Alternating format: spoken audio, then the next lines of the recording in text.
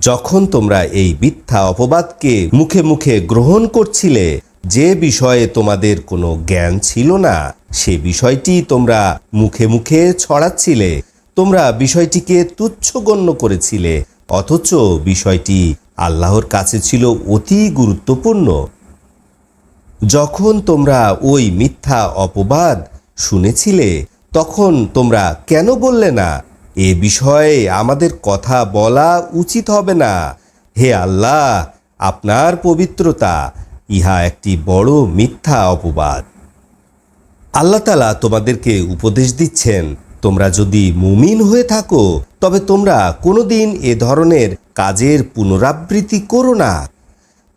আল্লাহ তাআলা তোমাদের উদ্দেশ্যে তার আয়াতগুলো স্পষ্ট করে দিবেন এবং আল্লাহ তাআলা জ্ঞানী, কৌশলী। নিশ্চয় যারা চায় যে মুমিনদের মাঝে অশ্লীলতা ছড়িয়ে পড়ুক, তাদের জন্য রয়েছে দুনিয়াতে বেদনাদায়ক শাস্তি এবং পরকালেও। আল্লাহ জানেন তোমরা জানো না। আল্লাহর অনুগ্রহ এবং দয়া যদি তোমাদের প্রতি না থাকতো, তবে তিনি তোমাদেরকে দ্রুত শাস্তি দিতেন। আল্লাহ তাআলা অত্যন্ত দয়ালু, করুণাময়। হে ঈমানদারগণ, তোমরা শয়তানের পিছে পিছে হেঁটো না। যে শয়তানের পিছে পিছে হাঁটবে, নিশ্চয় শয়তান অশ্লীল এবং মন্দ কাজের প্রতি আদেশ দেয়। যদি আল্লাহর অনুগ্রহ এবং দয়া তোমাদের প্রতি না থাকতো, তোমরা কেউ কখনো পবিত্র থাকতে পারতে না। আল্লাহ তাআলা যাকে ইচ্ছা তাকে পবিত্র করেন। আল্লাহ তাআলা সর্বশ্রোতা, মহাজ্ঞানী। তোমাদের মধ্যে যারা ধন সম্পদ এবং প্রাচুর্যের অধিকারী, তারা যেন নিকটতম আত্মীয়, অভাবগ্রস্ত এবং আল্লাহর পথে হিজরতকারীগণকে কিছু না দেয়ার প্রতিজ্ঞা না করে। তারা যেন ক্ষমা করে এবং তাদের দোষ ত্রুটি মার্জনা করে। তোমরা কি ভালোবাসো না যে আল্লাহ তোমাদিগকে ক্ষমা করে দিবেন?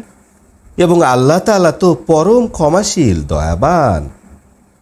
নিশ্চয় যারা সুরক্ষিত নারীদের প্রতি বিশ্বাসী সরলমনা অপবাদ আরোপ করে, তাদের প্রতি দুনিয়া ও আখিরাতে অভিসম্পাত এবং তাদের জন্য রয়েছে বড় শাস্তি। সেদিন তাদের বিরুদ্ধে তাদের জিহ্বা সাক্ষী দিবে, তাদের হাত, তাদের পা, তাদের কৃতকর্মের সম্বন্ধে সাক্ষী দিবে। সেদিন আল্লাহ তাআলা পুরোপুরিভাবে তাদের প্রকৃত প্রতিদান প্রদান করবেন এবং তারা জেনে নিবে যে নিশ্চয় আল্লাহ তাআলা সত্য প্রকাশকারী।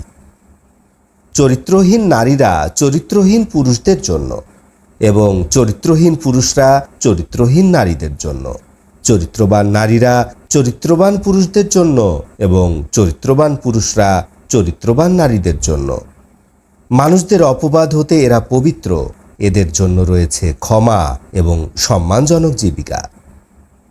হে ঈমানদারগণ, তোমরা নিজ গৃহ ছাড়া অন্য গৃহে গৃহবাসীদের অনুমতি না নিয়ে অথবা সালাম না দিয়ে প্রবেশ করবে না। ইহা তোমাদের জন্য উত্তম, যাতে তোমরা উপদেশ গ্রহণ করতে পারো। যদি তোমরা কাউকে গৃহে না পাও, তাহলে তোমাদেরকে অনুমতি না দেওয়া পর্যন্ত উহাতে প্রবেশ করো না। যদি তোমাদেরকে বলা হয় ফিরে যাও, তাহলে তোমরা ফিরে যাও। ইহা তোমাদের জন্য পবিত্রতম। তোমাদের সমস্ত কর্ম সম্পর্কে আল্লাহ তাআলা অবহিত আছেন।